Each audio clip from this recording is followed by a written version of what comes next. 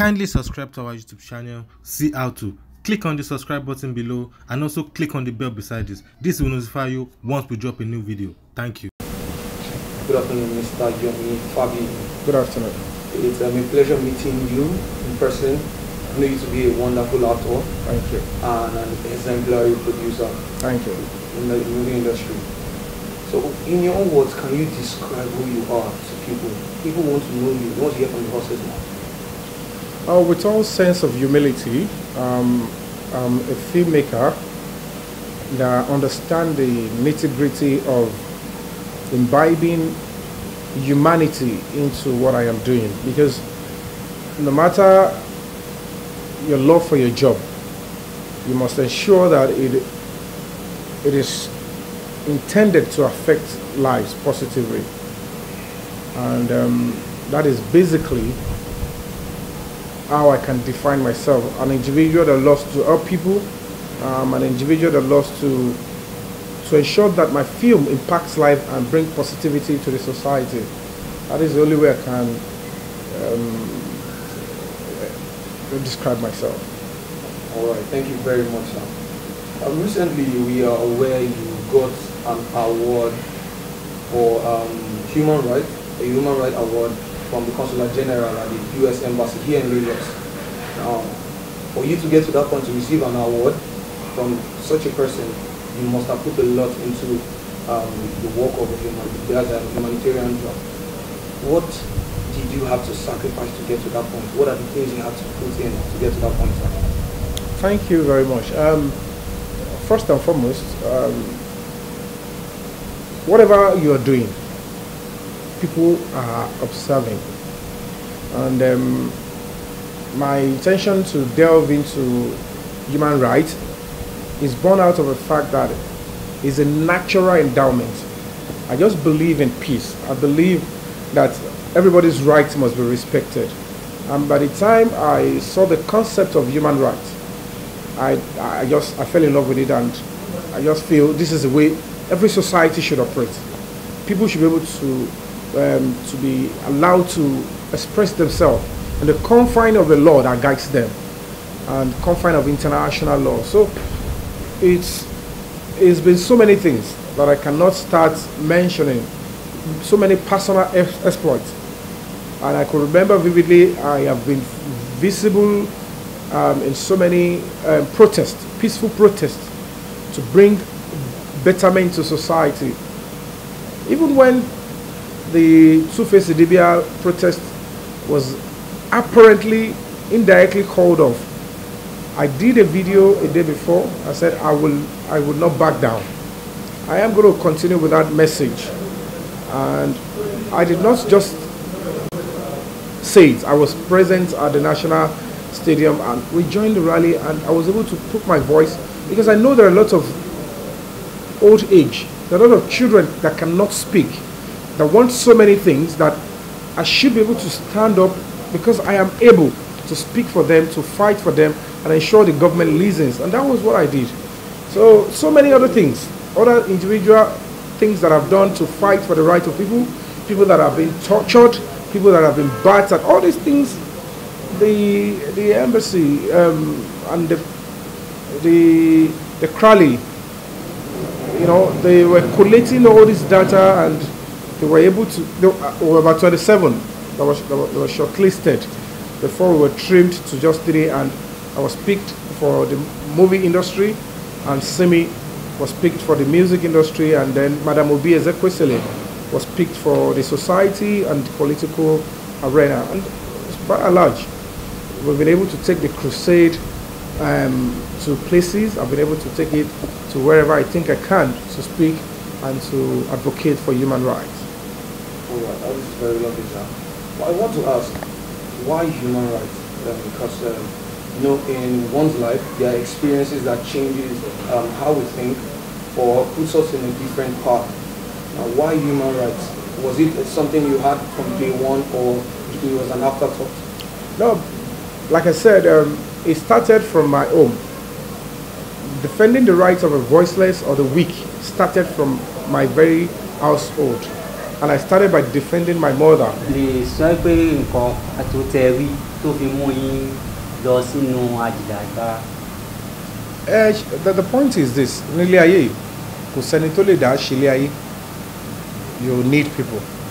And think about the science of human existence. Ọlọ́run ṣe ní ṣe pé èèyàn kan wọ́n máa need èèyàn kan máa need ẹ̀. And any society that forgets to raise and to put that value nínú ọmọ tó bá ń bí ní ilé kọ̀ọ̀kan pé never believe that this household will give you everything. You must be so liberal that you want to help the other family, the other people, and the other people help you.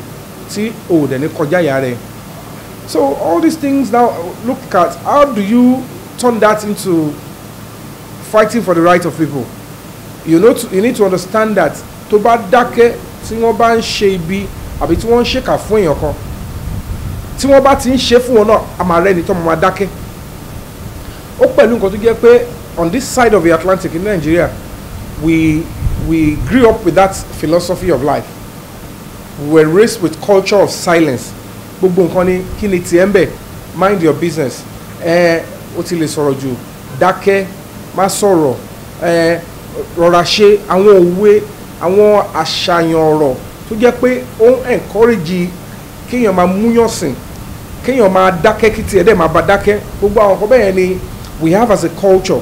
So when you now look at, okay, you want your society to be better, àwọn bí tẹ́lẹ̀ tó ń die, kí ni nǹkan tí ó jẹ́ òpómúlérò bẹ̀ tó gbèrò?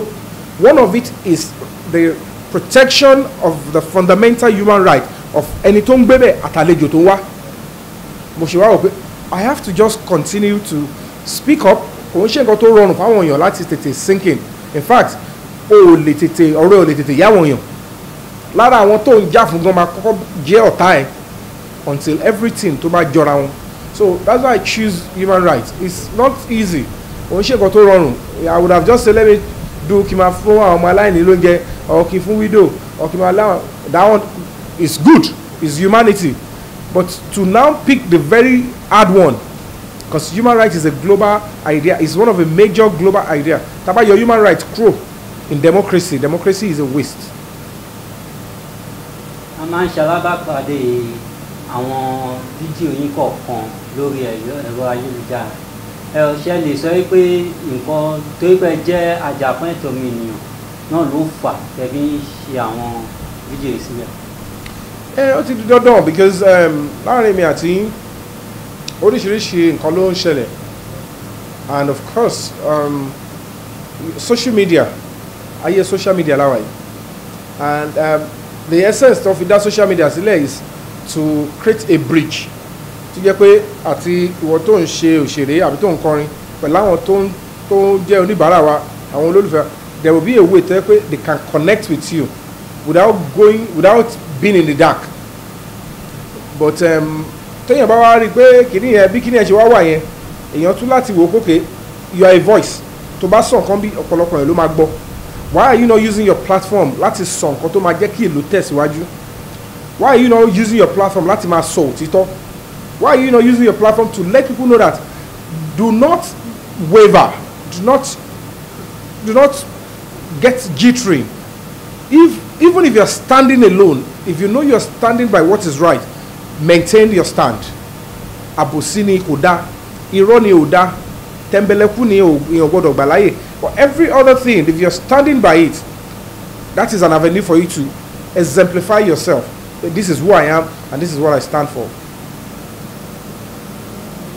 Oríṣiríṣi nǹkan la ti rí lórí íńtánẹ́ẹ̀tì tí wọ́n fẹ̀sùn kàn yín tẹ́ gbé àwọn kan lọ sílé ẹjọ́ kábẹ̀rẹ̀ látòrí ti arábìnrin Ọmọṣaléwá Eunice.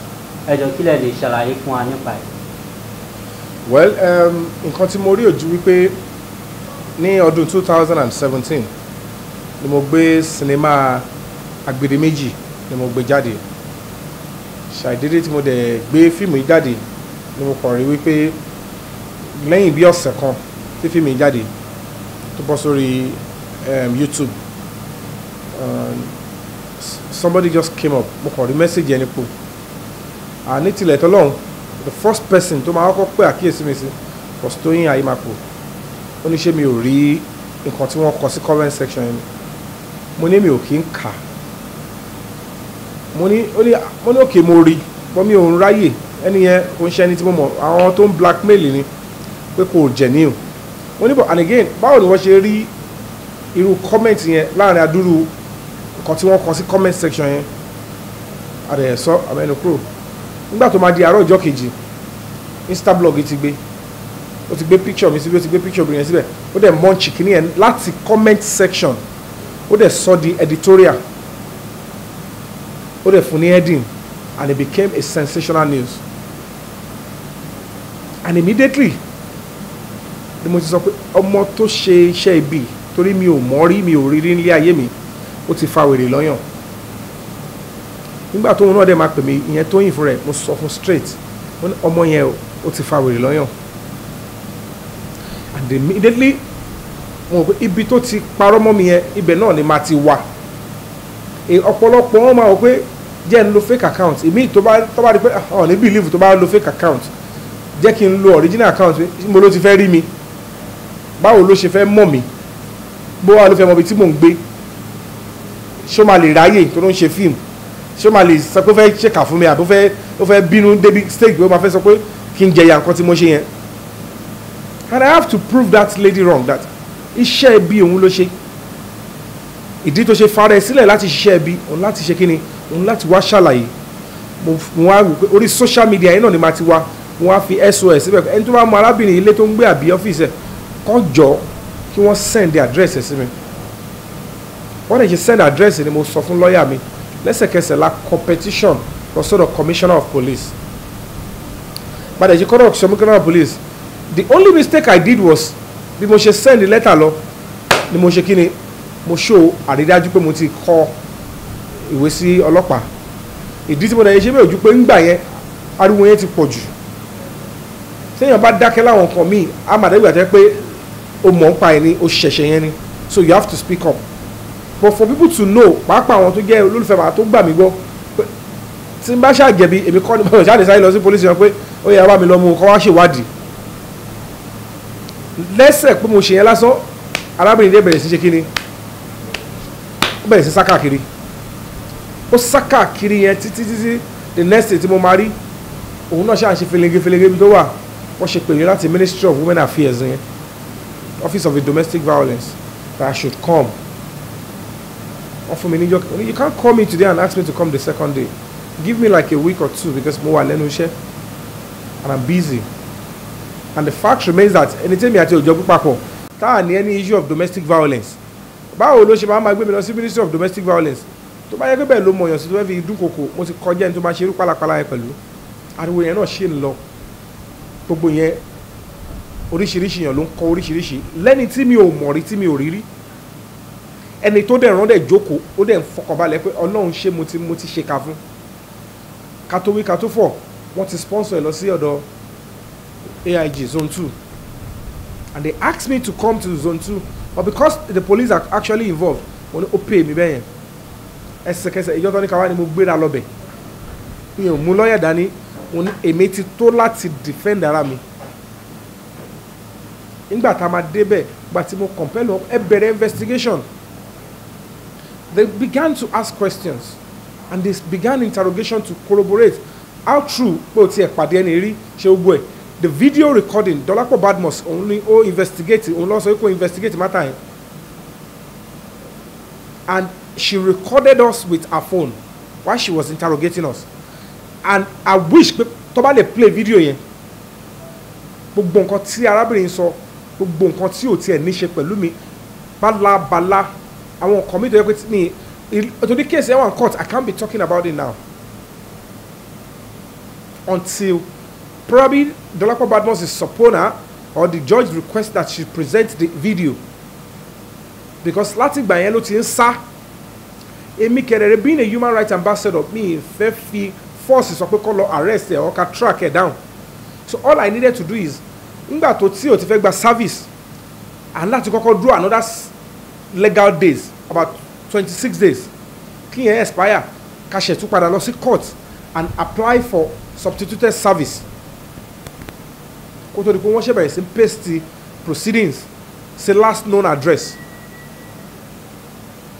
láti gbà yẹn orí social media nìkan lè má ti máa rí kó bọ́ta lójúmọmọ kò bọ́ta. And the reason why I wanted to use that because I want a peaceful social media life for people.